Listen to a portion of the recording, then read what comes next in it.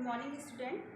आज हिंदी में हम लोग असाइनमेंट फर्स्ट का क्वेश्चन जो है वो सॉल्व करेंगे, है ना। क्वेश्चन आप लोग को मिल गया होगा। तो इसका फर्स्ट क्वेश्चन है, शोण और नर्मदा की प्रणय कथा को लिखिए। उत्तर है इसका, नर्मदा व शोण के मन में एक दूसरे के प्रति बहुत प्रेम था। जूहिला नामक नर्मदा की सखी ने सब बिगाड़ दिया, है ना, सब गड़बड़ कर दिया। और नर्मदा जूहिला को अपना दूती बनाकर, अपना संदेशवाहक बनाकर, दूत बनाकर वो अपना प्रणय संदेश सोनभद्र के पास भेजती है। जूहिला सोण के व्यक्तित्व पर मुग्ध हो जाती है ना। जूहिला जो है वो सोण के व्यक्तित्व पर, उसकी सुंदरता पर मुग्ध हो जाती है। वह नर्मदा का रूप लेकर सोण का वरण कर लेती है। वह जूहिला जो है नर्मदा का रूप लेकर सोण का जो है वरण कर लेती है।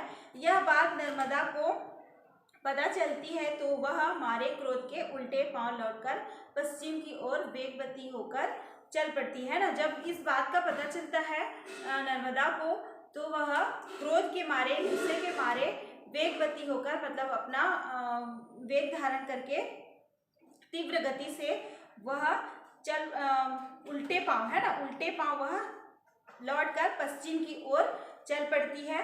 चट्टानों को तोड़ती, पहाड़ों को किनारे करती, उछलती उत्ताल तरंगों से रव करती वह बहती ही चली जाती है ना। रव करती मतलब आवाज कल करते आवाज आता है ना, जब नदियाँ बहती है तो उसमें वो आवाज करती हुई बहती ही चली जाती है। पीछे मुड़कर फिर वो नहीं देखती, नर्मदा जो है पीछे मुड़कर नहीं देखती। उधर सोण को इस रहस्य का पता चलता है तो वह भी वीरा संतप्त होकर अमरकंटक के उच्च शिखर से छलांग लगा देता है ना। जब सोण को पता चलता है कि जूहिला जो है वेश बदलकर नर्मदा का रूप धारण करके आई थी, इस बात का उसको पता चलता है तो वो अमरकंटक के उच्च शिखर से छलांग लगा देता है। पूर्व की ओर वीरा विधुर मन लिए वह निकलता है ना। पूर्व की ओर निकलता है मतलब दो अलग अलग दिशा में दोनों बहते हैं। नर्मदा और सोण दो प्रेमी दो विपरीत दिशाओं में बह निकलते हैं ना। नर्मदा और सोण जो है दो प्रेमी विपरीत दिशाओं में वो बह निकलते हैं। ठीक है, फर्स्ट का आंसर हो गया। क्वेश्चन नंबर सेकंड है, दिए गए पद्यांश का संदर्भ, प्रसंग, व्याख्या सहित साहित्यिक विशेषता लिखिए। पद्यांश है, छोटी बड़ी कई झीलें हैं उनके श्यामल नील सलील में, समतल देशों से आकर पावस की उमस शिव आकुल, तिक्त मधुर विष तंतु खोजते हंसों को चिरते देखा है, बादल को घिरते देखा है। इसका आंसर है, संदर्भ प्रस्तुत पद्यांश कवि नागार्जुन द्वारा रचित कविता बादल को घिरते देखा है से लिया गया है। प्रसंग है, प्राकृतिक तत्वों का वर्णन किया गया है इसमें। व्याख्या, कवि कहते हैं कि धवल हिमगिरी पर कई छोटी बड़ी झीलें हैं। इन झीलों के काले नीले जल में पावस की उमस से व्याकुल पक्षी कीड़े मकोड़े को खोजने आते रहते हैं। इसी झील में हंस भी तैरते रहते हैं। इसी शिखर पर बादल घिरते हैं। इसकी साहित्यिक विशेषताएं हैं, फर्स्ट है अनुप्रास अलंकार, सेकंड कोमलकांत पदावली, थर्ड है चित्रात्मक शैली, फोर्थ है संस्कृत निष्ठ भाषा तत्सम शब्दों का प्रयोग, फिफ्थ है माधुर्य गुण युक्त पद, सिक्स है शांत रस और सेवंथ है मुक्तक छंद का प्रयोग। ये हो गया सेकंड क्वेश्चन का आंसर। क्वेश्चन नंबर थर्ड है, बादल को घिरते देखा है कविता के प्रकृति चित्रण का आप 4 बिंदुओं में वर्णन कीजिए। ठीक है, इसका आंसर है, निर्मल पर्वत शिखर पर बादल घिरते हैं। बादल में स्थित बाष्पकण मोती जैसे ओस के समान कमल के फूलों पर गिरते हैं। वर्षा की उमस से प्रभावित पक्षी सरोवर के जल में कीड़े मकोड़े खोजते हैं। इसी सरोवर में हंस भी तैरते हैं। हवा मंद गति से बहती है। उगते सूर्य की किरणों से तालाब का कमल स्वर्णिम दिखाई देता है ना। उगते सूर्य की किरणों से तालाब में कमल खिले हैं वो स्वर्णिम सोने के समान दिखाई देता है। रात भर अलग रहने वाले चकवा चकवी का सुबह क्रंदन बंद हो जाता है ना। रात भर जो चकवा चकवी अलग रहते हैं वो सुबह उनका क्रंदन बंद हो जाता है।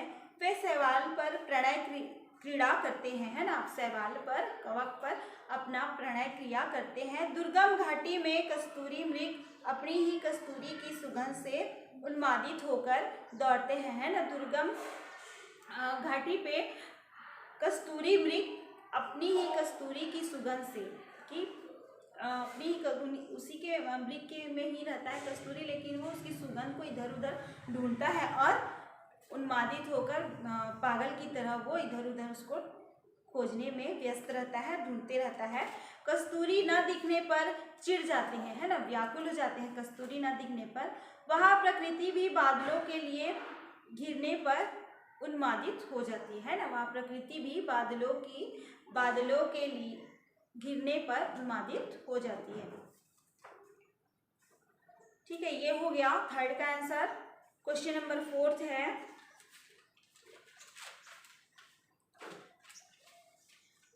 अमरकंटक ने नर्मदा को जन्म देकर भारत को वरदान दिया है, ऐसा क्यों कहा गया है? कोई 4 तर्क देकर अपने विचार लिखिए। इसका आंसर है, अमरकंटक ने नर्मदा को जन्म देकर भारत को वरदान दिया है, ऐसा इसलिए कहा गया है क्योंकि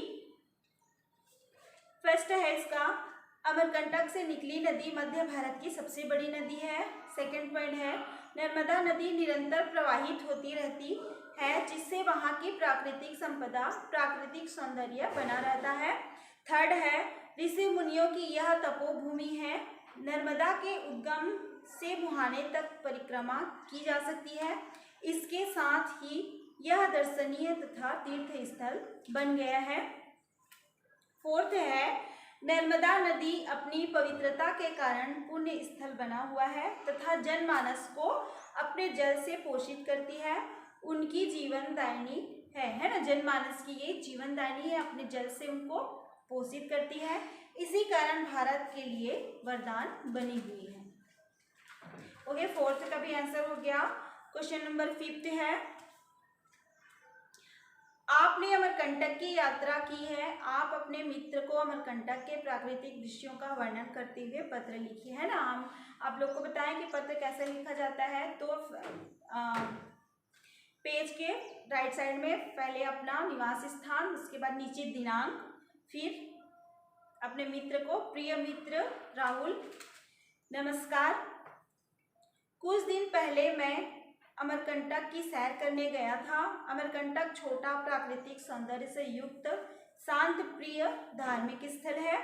यह स्थल तीर्थराज, खूबसूरत पवित्र नगरी के नाम से प्रसिद्ध है। यह मध्य प्रदेश के अनूपपुर जिले में छत्तीसगढ़ की सीमा से लगा है। पेंड्रा रोड से अमरकंटक का रास्ता सघन वन प्रांत से होता हुआ जाता है। नर्मदा, सोन नदी, झेलम नदियों की अपनी अपूर्व सुंदरता है। सतपुड़ा, मैकल और विंध्य पर्वत श्रृंखला के संधि स्थल पर सुरम्य नील नदियों में बसा अमरकंटक अपने प्राकृतिक सौंदर्य से मन को हरता है। इसके बाद नीचे लाइन में, तुम भी एक बार अमरकंटक की यात्रा जरूर करना। फिर लेफ्ट साइड में रहेगा शेष शुभ, फिर राइट साइड में रहेगा तुम्हारा मित्र, फिर अपना नाम, आप लोग अपना नाम लिखोगे। ओके, ये हिंदी का फर्स्ट असाइनमेंट कंप्लीट हुआ। Okay, bye.